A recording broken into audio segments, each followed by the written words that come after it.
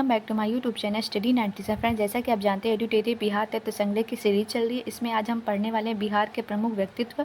आपके आने वाले सभी अपकमिंग एग्जाम के लिए काफ़ी वीडियो हेल्पफुल होगा। इससे पहले भी मैंने 2 वीडियो अपलोड किए हैं, तो सीरीज़ में आप कंटिन्यू जुड़े रहिए, फीडबैक ज़रूर बताइएगा और चैनल को ज़्यादा से ज़्यादा फ्रेंड्स सर्कल में सब्सक्राइब करवाइएगा और अपनी फीडबैक जरूर बताइएगा। तो चलिए स्टार्ट करते हैं। प्राचीन काल के प्रमुख व्यक्तित्व में पहला है गौतम बुद्ध के बारे में हम जो है अच्छे से डिटेल से पढ़ते हैं। पहला है देखिए, गौतम बुद्ध बौद्ध धर्म के संस्थापक गौतम बुद्ध थे। उनका जन्म जो है 563 ईसा पूर्व में हुआ है। वे शाक्य कुल के क्षत्रिय थे। उन्हें ज्ञान की प्राप्ति बोध गया में निरंजना नदी फल्गु नदी के तट पर बोधि वृक्ष के नीचे हुआ था। उन्होंने जो है 483 ईसा पूर्व में कुशीनगर में महापरिवार निर्माण की जो है प्राप्ति हुई थी। इनको जो है महापरिनिर्वाण की प्राप्ति कहाँ हुई थी? कुशीनगर में। उन्होंने मध्यम मार्ग का प्रतिपादन किया था। तो ये जो है गौतम बुद्ध के बारे में आपको यहाँ से क्वेश्चन काफ़ी देखने को मिलेगा, तो आप इसको अच्छे से याद कीजिए रहेगा। नेक्स्ट है महावीर स्वामी। देखिए, महावीर स्वामी का जन्म 540 ईसा पूर्व में वैशाली के कुंड ग्राम में हुआ था। उनका संबंध ज्ञात्रक कुल से था। वे जैन धर्म के 24वें और अंतिम तीर्थंकर थे। उन्होंने जो है 12 वर्षों की कठोर तपस्या के पश्चात जम्बिक ग्राम में ऋजुपालिका नदी के तट पर साल वृक्ष के नीचे कैवल्य ज्ञान की प्राप्ति हुई। उन्हें 468 ईसा पूर्व में पावापुरी में मोक्ष की भी प्राप्ति हुई थी। तो ये आप इसको याद रखिएगा कि क्वेश्चन पूछता है कि मोक्ष की प्राप्ति महावीर स्वामी जी को कहाँ हुई थी? तो पावापुरी में हुई थी 468 ईसा पूर्व में। नेक्स्ट देख लेते हैं। नेक्स्ट मेन व्यक्तित्व है चंद्रगुप्त मौर्य। देखिए, चंद्रगुप्त मौर्य चाणक्य की सहायता से नंद वंश को समाप्त कर 321 ईसा पूर्व में चंद्रगुप्त मौर्य ने मौर्य वंश की स्थापना की। उन्हें प्रथम बार भारत के विशाल साम्राज्य को संगठित रूप प्रदान किया था।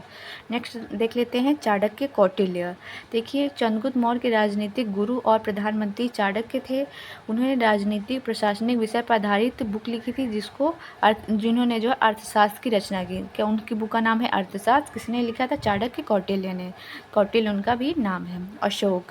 अब अशोक के बारे में जानते हैं। देखिए, मौर्य वंश का सबसे महान शासक अशोक चंद्रगुप्त मौर्य के पौत्र और बिंदुसार के पुत्र थे।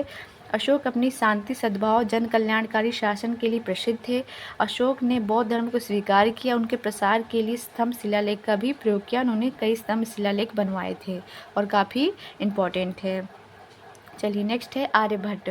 आर्यभट्ट गुप्त काल के प्रसिद्ध गणितज्ञ और खगोल शास्त्री थे। उन्होंने बीजगणित की प्रारंभिक आधारशिला रखी। किसकी आधारशिला रखी? बीजगणित की। क्वेश्चन यहाँ से बनता है। उन्होंने आर्यभट्टियम तथा आर्य सिद्धांत की रचना की। उन्होंने दशमलव और शून्य का आविष्कार किया। तो क्वेश्चन यहाँ से काफ़ी बनता है। यहाँ से इंपॉर्टेंट फैक्ट इसको याद रखिएगा। दशमलव और शून्य का आविष्कार किसने किया था? आर्यभट्ट ने किया था।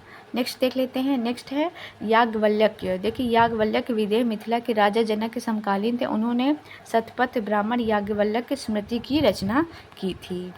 नेक्स्ट है पाणिनि। देखिए, पाणिनि जो है पाटलिपुत्र निवासी पाणिनि ने प्रसिद्ध संस्कृत व्याकरण अष्टाध्यायी की रचना की। क्वेश्चन काफ़ी बनता है। अष्टाध्यायी की रचना किसने की? पाणिनि ने की थी। नेक्स्ट है जीवक। जीवक के बारे में देखिए, जीवक बिंबिसार के समकालीन थे। वे जो है प्रसिद्ध आयुर्वेदाचार्य थे। जीवक के महात्मा बुद्ध उज्जैन के राजा प्रगोत का उपचार किया था। नेक्स्ट है अश्वघोष। अश्वघोष बौद्ध महाकवि और दार्शनिक थे। वे कनिष्क के समकालीन थे। उनकी प्रसिद्ध रचना है बुद्ध चरितम। तो क्वेश्चन बनता है बुद्ध चरितम किसकी रचना? इन्होंने बुद्ध चरितम किसने रचना की थी? तो वो जो है अश्वघोष ने की थी बुद्ध चरितम। नेक्स्ट देख लेते हैं बाणभट्ट।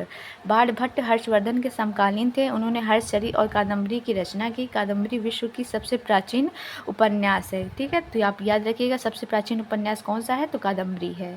नेक्स्ट है दीपांकर श्रीज्ञान। दीपांकर श्रीज्ञान विक्रमशिला विश्वविद्यालय के प्रसिद्ध आचार्य थे। उन्हें तिब्बत शासक के निमंत्रण पर तिब्बत भेजा गया। वे बौद्ध धर्म के प्रमुख ज्ञाता रहे हैं। कौन? दीपांकर श्रीज्ञान। नेक्स्ट देख लेते हैं मंडन मिश्र। मंडन मिश्र मिथिला क्षेत्र के प्रसिद्ध विद्वान दार्शनिक थे। उन्होंने शंकराचार्य के साथ शास्त्र भी किया था मंडन मिश्र ने। अब देखें मध्य काल के प्रमुख व्यक्तित्व के बारे में हम जो है डिटेल से पढ़ते हैं। मखदूम सफरुद्दीन याहया मनेरी। देखिए, इनके बारे में ये 14वीं सदी के में बिहार के प्रसिद्ध सूफी संत थे। उन्होंने फिरदौसी संप्रदाय का बिहार में प्रचार प्रसार किया था। नेक्स्ट है शेरशाह।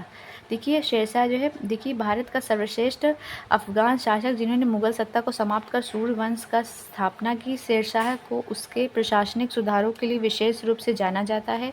शेरशाह ने जन कल्याण के लिए कृषि, संचार, यातायात आदि में व्यापक सुधार किए थे। नेक्स्ट है विद्यापति।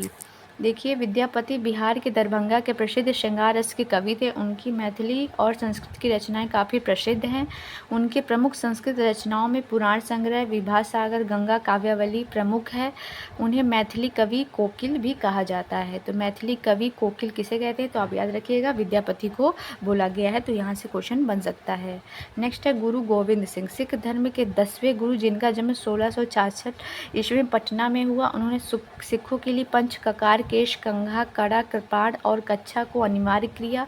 उन्होंने 1708 ईस्वी में नांदेड़ में एक अफगानी द्वारा उनकी जो है हत्या कर दी गई। तो आप इसको याद रखिएगा कि गुरु गोविंद सिंह की हत्या किन्होंने की थी? तो अफगानी द्वारा नांदेड़ में उनकी हत्या की गई थी। और उन्होंने पंच ककार, केश, कंघा, कड़ा, कृपाण और कच्छा को अनिवार्य किया था सिखों के लिए। तो ये इनके इंपॉर्टेंट वर्क है, इनको भी आप याद रखिएगा। अब आधुनिक काल के प्रमुख व्यक्तित्व को हम अच्छे से डिटेल से कवर करते हैं। पहला है पीर अली, पटना सिटी के पुस्तक विक्रेता, जिसने पटना में 1857 की क्रांति का बिगुल फूका। अंग्रेजों से संघर्ष के पश्चात उनको जो है फांसी की सज़ा दे दी गई। किसको? पीर अली को। नेक्स्ट है वीर कुंवर सिंह। देखिए, वीर कुंवर सिंह के बारे में देखिए, जगदीशपुर के जमींदार, जिन्होंने 1857 की क्रांति में बिहार का नेतृत्व किया।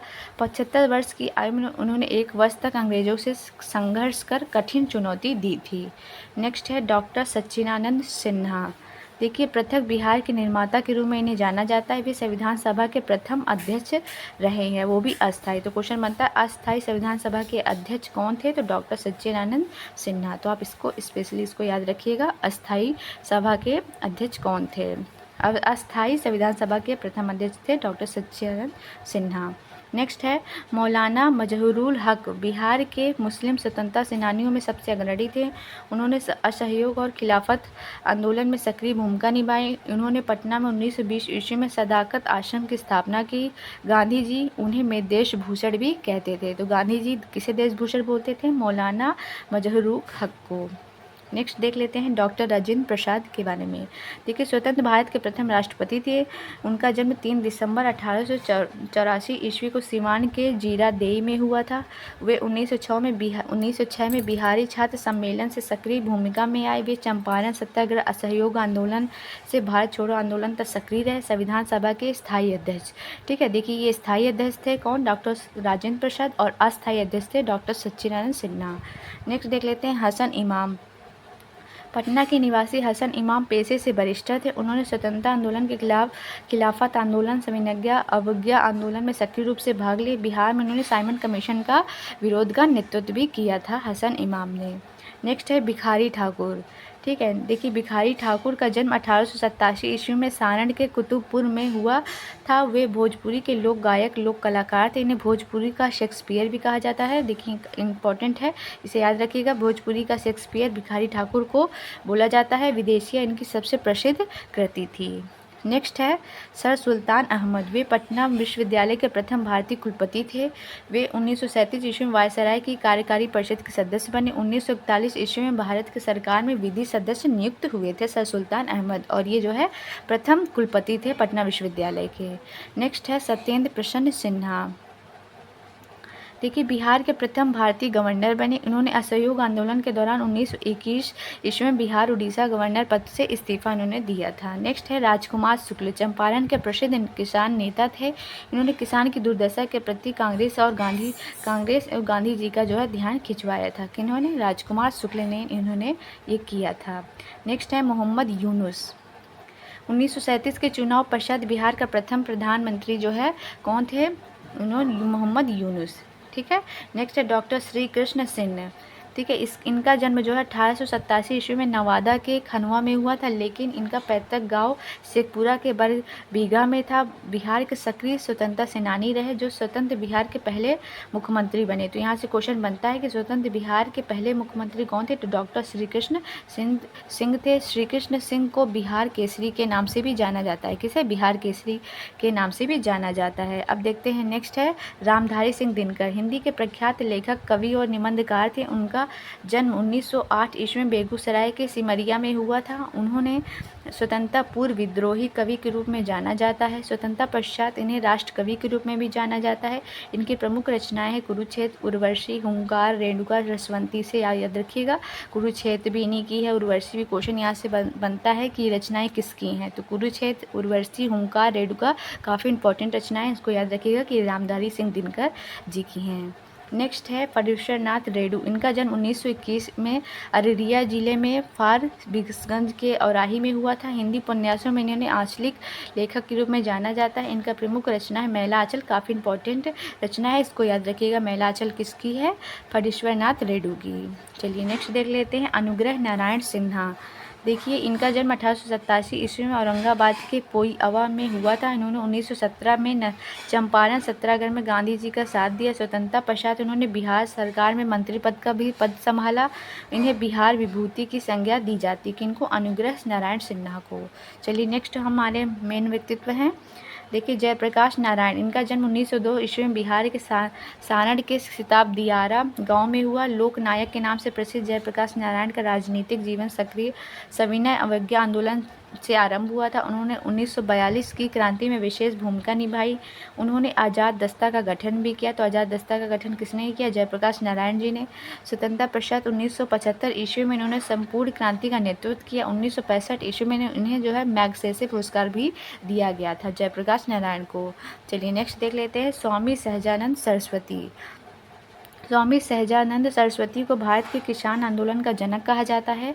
मोस्ट इम्पॉर्टेंट, इन्होंने जो है सन्यासी जीवन व्यतीत करते हुए किसानों को अधिकारों के लिए संगठन का नेतृत्व किया। 1929 ईस्वी में इन्होंने बिहार प्रांतीय किसान सभा का गठन किया। उन्होंने जो है 1936 ईस्वी में भारतीय किसान सभा की स्थापना की। उन्होंने हुंकार पत्रिका में अपने विचार भी प्रस्तुत किए। तो आप ये सारे फैक्ट्स याद रखिएगा। कर्पूरी जो है ठाकुर। इनका जन्म 1924 ईस्वी में बिहार के समस्तीपुर में हुआ था। इन्होंने जो है, इन्हें क्या बोलते हैं? गरीबों का मसीहा। तो याद रखिएगा, गरीबों का मसीहा कर्पूरी ठाकुर को बोला जाता है। स्वतंत्रता पश्चात वे बिहार के दूसरे उप मुख्यमंत्री बने। बाद में वे 1970 ईस्वी में जो है मुख्यमंत्री बने। चलिए नेक्स्ट देख लेते हैं राहुल साकृत्यायन। ठीक है, ये हिंदी के प्रमुख साहित्यकार थे। इनका मूल नाम केदारनाथ पांडे था। इनका जन्म 1893 ईस्वी में उत्तर प्रदेश के आजमगढ़ में हुआ था। इनके ज्ञान भंडार के लिए इन्हें महापंडित की उपाधि दी गई थी। इन्होंने बिहार के किसान आंदोलन की प्रमुखता से भाग लिया। उन्होंने सीवान के अंबारी अन्नावारी सत्याग्रह का नेतृत्व किया था। नेक्स्ट है खान बहादुर खुदाबख्श खां। देखिए, इनका जन्म 1842 ईस्वी में सीवान के उखई में हुआ था। इन्होंने पटना के प्रसिद्ध खुदाबख्श लाइब्रेरी की स्थापना की। स्वतंत्रता पश्चात इसे राष्ट्रीय धरोहर मानते हुए 1959 ईस्वी में संसद द्वारा पारित प्रस्ताव के तहत इसका नियंत्रण भारत सरकार द्वारा किया जाने लगा था। अब देखिए नेक्स्ट है रामप्रक्ष बेनीपुरी। देखिए, इनका जन्म 1899 ईस्वी मुजफ्फरपुर के बेनीपुर गांव में हुआ था। इन्होंने स्वतंत्रता आंदोलन में सक्रिय भूमिका निभाई, जेल भी गए। उन्होंने युवक नामक समाचार पत्र का संपादन किया। उनकी प्रमुख रचना माटी की मूर्तें, चिंता के फूल और संगमित्रा तथागत आदि हैं। नेक्स्ट है नागार्जुन। इनका वास्तविक नाम वैद्यनाथ मिश्र था। इनका जन्म 1911 ईस्वी में मधुबनी के सतलखा गाँव में हुआ था। नागार्जुन ने हिंदी, मैथिली, संस्कृत, बांग्ला अपनी मौलिक रचनाएँ लिखी थी। इनकी प्रसिद्ध रचनाएँ थी युगधारा, प्यासी, पथराई आंखें, बल चन्नमा, सतरंगी पंखे वाली और तालाब की मछलियाँ आदि। नेक्स्ट है बिस्मिल्लाह खां और ये हमारा लास्ट है। देखिए, उस्ताद बिस्मिल्लाह खां का जन्म 1916 ईस्वी में बक्सर के डुमरगांव में हुआ था। वे शहनाई वादन के विश्व प्रसिद्ध थे। इन्होंने प्रथम स्वतंत्रता दिवस 15 अगस्त 1947 पर लाल किले पर शहनाई वादन किया। 2001 ईस्वी में भारत रत्न से सम्मानित किया गया। देखिए, ये थे आज के प्रमुख व्यक्तित्व। वीडियो कैसे लगा जरूर बताइएगा। PDF चाहिए तो बताइएगा, मैं आपके लिए वेबसाइट लिंक प्रोवाइड कर दूँगी। आप वहाँ से जो है उसको डाउनलोड कर लीजिएगा। और भी इसी तरह की आपको किसी भी क्वायरी चाहिए तो क्वायरी अगर हो आप तो पूछ लीजिएगा, फीडबैक ज़रूर बताइएगा। और अपने फ्रेंड सर्कल में ज़्यादा से ज़्यादा वीडियो शेयर कीजिएगा। और चैनल सब्सक्राइब नहीं किया तो कर लीजिएगा। चलिए, मिलती हूँ आपको मैं नेक्स्ट वीडियो में। Thank you.